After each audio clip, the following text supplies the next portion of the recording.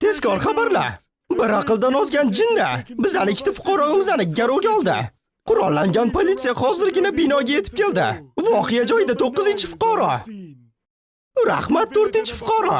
Men o'sha qurollangan shaxs bizani ikki fuqaromizni garovga olgan binoning tagida turibman. Bu ko'chadagi aholini himoya qilish maqsadida ko'cha yopib qo'yildi. Oy, 30 odamman. Men oldimda esa 43-fuqaro. Bu vaziyatni ko'rib qolganingda qanaqa ahvolda eding? Ha, bu qo'rqinchli edi. Shunchaki yurgan to'xtadim. Qaranglar, ular ishga kirishyapti. Fuqaro, qurolingni tushir molfaqam. Man? Sen. Tezroq qo'lingdagi pichoqni tushir. Lekin men buterbrod qilaman. Hozir garovdagilarni qo'yib yubor. Yo'da qanaqa garov? Bizda o'tda ikkita garovga olinganlar bor deb aytishdi. Lekin bu yoqda u va men borman. Salom. To'g'ri. Ikki garovga olinganlar. Nima? Bu hech nimani anglatmaydi. Qara, yengilinglarda nimadir haqida gapirishyapti. Aqldan ozgan jinni ikki fuqaroni garovga oldi. Bu bizami? Nima?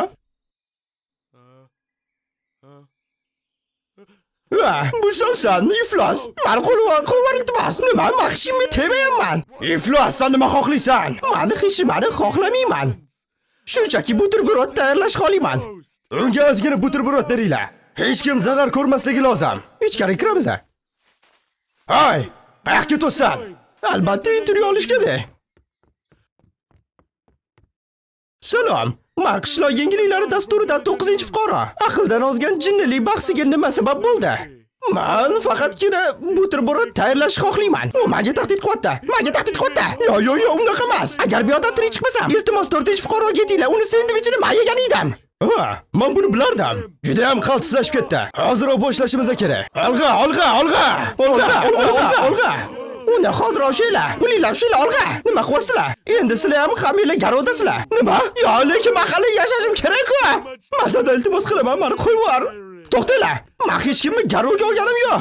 U juda ham yolg'onchi ekan. Bori shu. Mayor vaziyatdan xabardor qilindi. Xo'sh, biz nima qila olamiz? Senda pozitsiya kuchi bor. Balki u senga quloq solar. Ha, bu juda ham ajoyib g'oya. Ketdik, u bilan gaplashamiz. Men ham garovga olindim. Hozirgina menda muhim xabar bor. Xullas, men ham garovga olindim. Yaxshi, bu qishloq yengiliklarini shu haftadagi qismi uchun. Keyingi safar ko'rishguncha. Uzr bola, ozgina shamollab qoldim. Kanalimizga obuna bo'linglar va like tugmachasini bosib qo'ysanglar va komment qoldirsanglar juda ham xursand bo'lardim.